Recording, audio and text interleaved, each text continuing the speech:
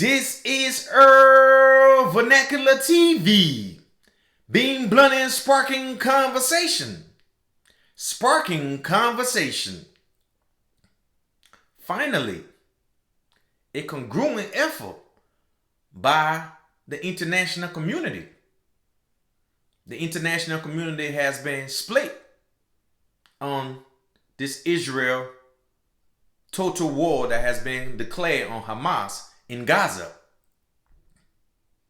On October of last year, Hamas broke through a military checkpoint and killed over 1,200 Israeli citizens, kidnapping 250 more. The Prime Minister of Israel, Bibi Benjamin Netanyahu, he declared total war on Gaza to eradicate Hamas from its leadership within Gaza.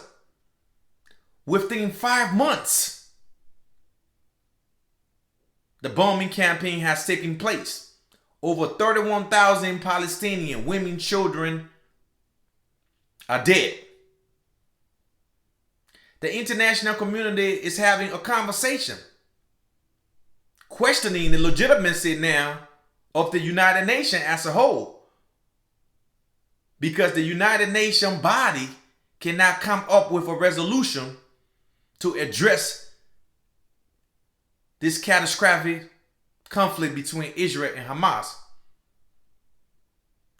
But the tone is changing within the international narrative pertaining to Israel.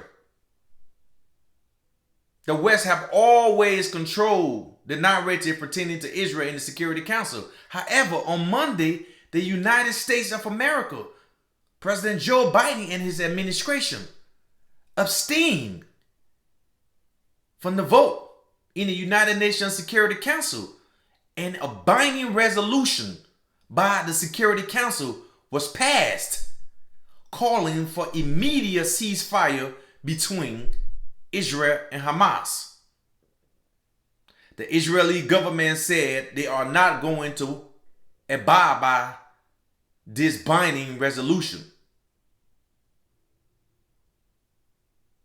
Benjamin Netanyahu is very, very upset with President Joe Biden. He canceled a delegation that was heading to Washington because the United States abstained. President Joe Biden is starting to understand that this is election year. There's a lot of Muslims in this country. There's a lot of people who now, even though they support Israel, is starting to turn it back a little bit, saying that this superior forces and usage of power, military power and might in Gaza, in this dense area, that have killed over 31,000 people. This is too much. This is too much. A ceasefire is needed. The international community came to a consensus and a resolution was passed. The tides is turning. Israel has a lot of backup in the West, but also the tides is turning against the United States and its support for Israel and this blatantly aggression and the crime against the Palestinian people on both sides. Hamas crime against the Israeli people and Israel crime against the Palestinian people. This conversation about Israel and Hamas is not a today conversation. The Palestinian people has been struggling for almost 80 years.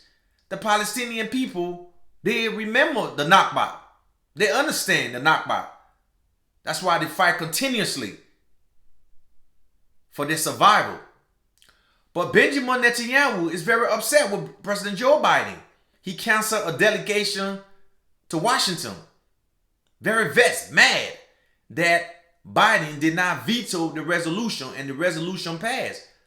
Biden understanding that the United States image is taking the damage. It's election year. But Benjamin Netanyahu, this guy, he is going to drive the United States off the cliff. Very hard-headed politician. Benjamin Netanyahu has so much pull within the United States because of AIPAC, the American Israeli Public Affairs Committee. AIPAC and CPAC, with conservative religious love for Israel and Israel's survival, this is what stemmed Israel behavior. But Biden is playing politics.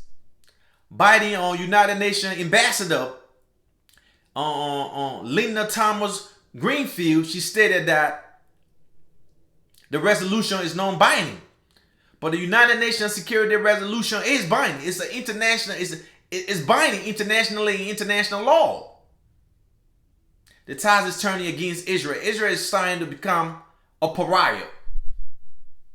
The court over there in The Hague, the International Criminal Court, whatever decision that they made, Israel said she's not going to abide by what the International Criminal Court decides.